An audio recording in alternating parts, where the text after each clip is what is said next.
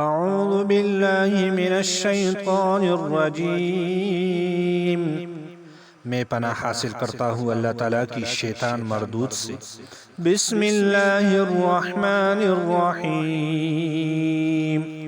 شروع کرتا ہوں اللہ تعالیٰ کے نام سے جو بے حد مہربان نہایت رحم والا ہے۔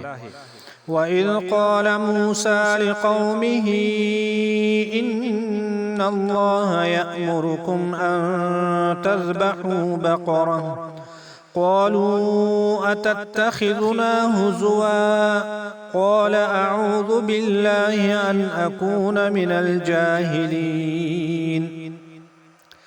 اور جب کہا موسیٰ علیہ السلام نے اپنی قوم سے، بے شک اللہ تعالیٰ تمہیں حکم دیتا ہے کہ تم ایک گائے ذبح کرو، کہنے لگے کیا آپ ہمیں مسخرہ بناتے ہیں؟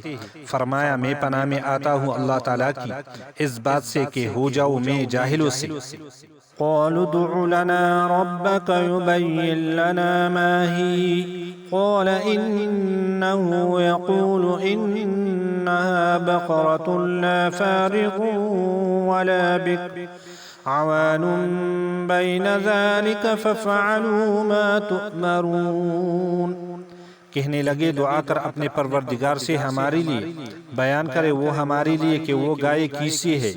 فرمایا موسیٰ علیہ السلام نے، بے شک اللہ تعالیٰ فرماتا ہے بے شک وہ گائے نہ بوڑھے ہے اور نہ بالکل نہ عمر ہے، اس کے درمیان میں ہے، پس کرو تم جس کا تمہیں حکم دیا جاتا ہے۔